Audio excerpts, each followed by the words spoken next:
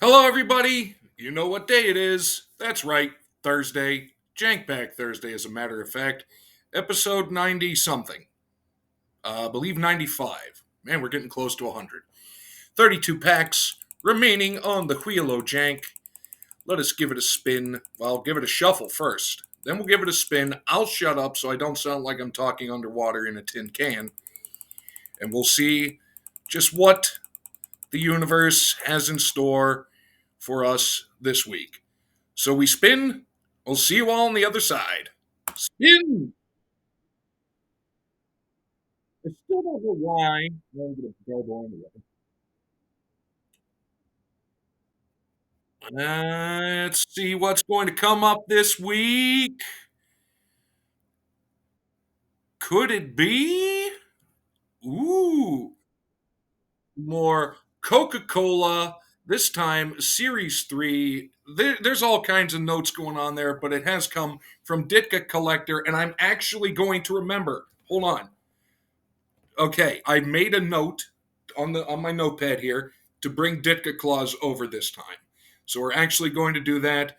We got Coca-Cola Series 3 from Ditka Collector coming at you in, well, about 30 seconds for you, probably about 10, 15 minutes for me.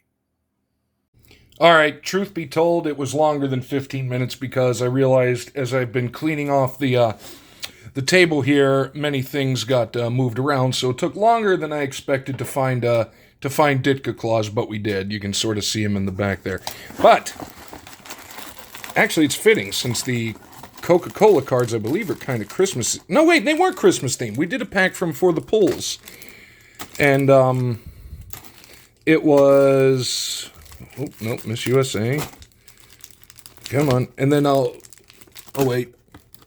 Well, that's the one from FTP, you see. That's what... God, oh man, I'm dropping stuff everywhere. That's what... is this? Yes.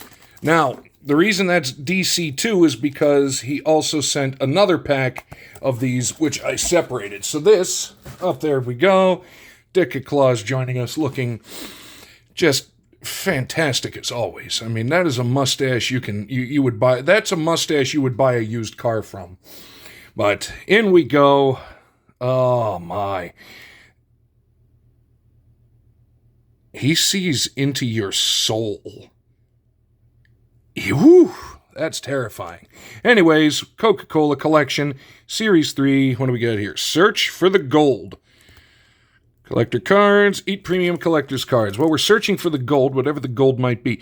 Gold foil stamped Santas, 10 in collection, odds 1 in 12 packs. Polar bear hog. Who was it that mentioned the last time we did that? Where'd the Coca-Cola polar bears go? I loved the polar bears. They were great. Maybe I'll have to find another one for the thumbnail. But well, that was. Oh, never mind. It was just It's an owl. Ladies and gentlemen, what shall we drink? Drink Coca-Cola, 5 cents. All right, let's get into it. This card features a celluloid bookmark that was used in advertising for Coca-Cola, from now on hereby just simply called Coke, in 1906. Today, one of these original 1.5 by 3 1/8 inch bookmarks in excellent condition and is valued at approximately $500 by collectors. Granted, that was in 1994, so it's probably a little higher than that. Did you know Baby Ruth candy bars were named after President Grover Cleveland's eldest daughter and not the famous baseball player? Actually, I did know that. But did you know that? You? Or you? How about you? Tell the truth. The owl will know. Card number 2. These are really nice cards. I know you can't really see them, but, real glossy, no stickage whatsoever. Man, come on. Tops and Upper Deck Pro Set in the 90s. It's beautiful artwork. Wicker, I'm not a fan of wicker. Wicker and large people do not get together. This card shows a cardboard cutout used in a window display advertising for Coke in 1919. Cutouts such as this one decorated store windows wherever Coke was served throughout America during this period. Did you know General Mills was originally known as the Washburn Crosby Company when it was founded in 1866? Did not. In 1925, the company consolidated with other flour mills under the name of General Mills. Actually, oddly enough, Rochester here is nicknamed the Flour City. Used to be Flour, Flour, because we had a lot of flour mills up here. Thirst knows no season. Drink Coca-Cola. Well, you are not wrong there. I haven't gotten this yet. The Coke Company used the theme Thirst Knows No Season in its advertising to promote the idea that Coca-Cola was not just a warm weather beverage. Beautiful artwork like the 1923 cutouts shown on this card. I agree, that is beautiful artwork. Was used in advertising. Did you know? Oh, it's just a shadow. It looked like the card was dinged. On June 14th, 1922, Warren G. Harding became the first U.S. president to speak over the radio. I did know it was Harding, but I forgot what year it was. I really love the artwork, and I love the fact that it's like almost framed with it. Well, this one's frameception. Hey, Coca-Cola in bottles. Let's go. This card depicts a paper sign used in advertisement for Coke in 1921. Today, one of the original signs in excellent condition is valued at approximately $1,000. Again, 94 prices. Did you know in 1903, the first World Series was played between the American and National Leagues? The Boston Red Sox, gonna go out on a limb and say they were not the Boston Red Sox in 1903. I think they were the Boston Americans. AL beat the Pittsburgh Pirates NL 5-3 in a best-of-9 series. I do remember that the Pirates were in and lost the first World Series. Little story time for the interlude, actually, on that. Hello. Nice parasol. 7 million drinks a day. God, that's a lot of bathroom time. This card features a cardboard cutout used in advertising for Coke in 1926. $1,000 by collectors. There is also another version of the Umbrella Girl holding a bottle of Coke. What was she holding in this? Oh, glass. Oh, I didn't even notice that. In 1875, the first running of the Kentucky Derby, the initial jewel in the Triple Crown of horse racing, was held at Churchill Downs in Louisville, Kentucky. I did not know it was that old. But the Derby's always a fun time. Get yourself a silly hat, kids, and watch the Derby on TV. Derby. Oh, that's cool. Coke is it. No. This couple enjoys a motorcycle ride in this 1985 advertisement for Coke. As part of the fun, they'll have a can of Coke for refreshment. This advertisement was one in the series using the theme Coke is it. Where is said can of Coke? Never mind. Get your minds out of the gutter. According to the surveys completed in 1989, the percentage of the American population over 25 years old who have a high school education was 76.9%. Those who had completed college equaled 21.1%. I am afraid to see those numbers now, because I guarantee you, not good. Not good, kids. Hey! What's with the bread? I'm sorry, I mean, I know we got that there, but is that bread really orange, or is it just me? This card shows original artwork for the Coke Company in 1958. During this period, the Coke Company was enjoying growth at an unprecedented rate, establishing bottling operations in a number of countries around the world. Hey, the last series, we found out all about the Coca-Cola bottling process.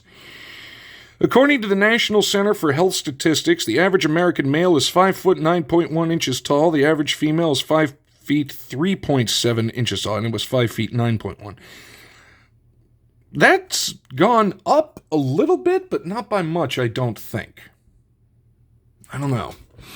And finally, a young lady enjoying a bottle, okay, we're going to note, bottle of Coke on a swing with most likely a eucalyptus tree. This card features artwork recreated for the Coke Company in 1956. This young lady enjoys a lazy afternoon with a delicious bottle of Coca-Cola for refreshment. Did you know Richard J. Daley was elected mayor of Chicago for 5 terms? He was first elected mayor in 1955. Actually, that's a good one.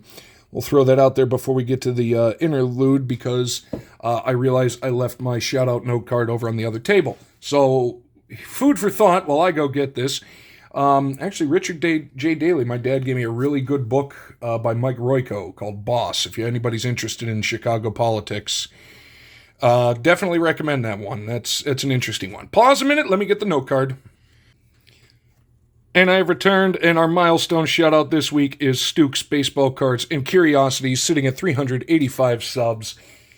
That, I've mentioned him before on Jank Pack Thursday, but what you're going to see things you've never seen before.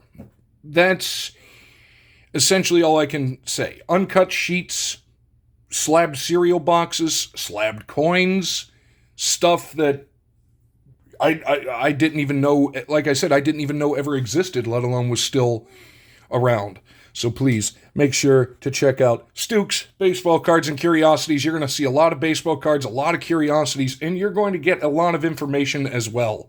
Sitting at 385, let's get him pushed up to 400 subs. And now for the hunt pack, and finally, okay, get ready. Here's more editing skills. Insert picture. A new product. And I checked. Sorry, moving picture. On TCDB, these cards were not blocked out for a possible mature themes. There's just not a lot of them on there because people haven't uploaded them. But we have a very difficult to open package. We're going to get in there. We've got the art Suydam. I think this was 1990 something. Let's see. Little mushed up, but actually that was not because of the shipper. That was because when I pulled it out of the box, I dropped it. Like a fool. Look for randomly inserted metallic and autographed cards. I don't know why they're in quotation marks. That bothers me. 10 cards per pack, 36, 90 card series. Here's some information on art Suydam. I wonder if he's still with us. I have to check. Maybe TTM possibilities. You can feel free to pause there, and we're going to get into it. And finally, a fantasy art set. Yeah, man, I really jacked that box up. Well, what can you do? But pack number 1 of art Suydam. And is it, am I saying it correctly? Suydam? Trading cards. Randomly inserted, find a full color and UV coated card front and backs. Man, this is weird. 1995, produced by FGP, Washington Road, Building 1000, Pittsburgh, PA. Where is that? Next time I go home. Dad, if you're watching this, what is this? Let me know in a text or in a comment. Anyway, 1995. Ugh. And it gives us a chance to have a little talk and enjoy some fantasy artwork. And I did sort of slightly go through the checklist. And we're just going to start, and when it gets down to more, I'll make a checklist so we can complete the set. There's some cool stuff in here. There was some old school movie poster art. I'm looking forward to this. Plus, I can't remember if Julie Farnham has ever showed these, but make sure to check her out. Because Spinach Day be coming. She put up a video, rules video and whatnot. Oh, here we go. Fish story. The drone of the katydids. The scent of the swamp filling the hot, thick, still air. And the suspense and intrigue of landing the big one. There's nothing like it in the whole world. John Burgess would agree. That's a cool looking card. Oh, we are going to have some fun with this. Piano wire. Oh, jeez. The Adventures of Choli and Flytrap, where the starring main character would meet his demise in a new way at the end of each episode. Hey, it's real life itchy and scratchy. But I did have one thing to... Well, we're gonna wait on that. I don't know. Toys in the Attic. This piece is from Mudwogs 2. I started the book 10 years ago and finished it last year. Some people say it represents my finest work. The art is interesting. I like the fact that some of them are kind of this way, framed. A toucan? I think it's a toucan. The Terrace. Back in the early 60s, before the era of clothes dryers, folks used to air the laundry out the back. It was beautiful. Well, depending on the clothes, I guess. Okay. This is Tug of War. Concepts from my school days when I was the incarnation of Heinrich Clay. This one from Mudwogs. The art is beautiful. And we are going to complete a set. Fish? Yes. Screwed? Yes. This picture was done on Bristol paper, don't know what that is, with oil paint marbling on the background. The foreground is done in watercolor. The piece captured in Epic Illustrated. I mean, if you're an art person, you probably made a lot more sense out of that than I did. But let me know. That's really cool. Love the art. I'm looking for any sort of interesting. Because it said something about UV coated. Mysterious Worlds, the Lizard Men. This one, printed in sepia tone, presented a problem. Nevertheless, I think there's some good work in it. That's not sepia tone, is it? Or am I just mistaken? Either way, I just looked down. Nope, she's clothed. We're good. Is it a mongoose? He's a mongoose. I'm assuming it's a mongoose. Lazy Days. The Wind in the Willows? I think it might be. This is my favorite book of all time. It was read to me in the woods by my girlfriend in my spring chicken days. It was originally illustrated by Arthur Rackham. I did 72 illustrations in 30 days. I'm not an artist, but that's impressive. Second to last, penultimate card. Hello. Hello, lady. The Blue Lady. The woman covered in flowers is special, especially if the flowers have thorns. I don't know what that means, but I'll take your word for it. And our final card in this first ever Art Suydam Fantasy Art Pack. The art is fantastic. The Watchers. This illustration was done in a mixture of oil paint, acrylic paint, and playtime paint? KS Playtime Paint. Does not know.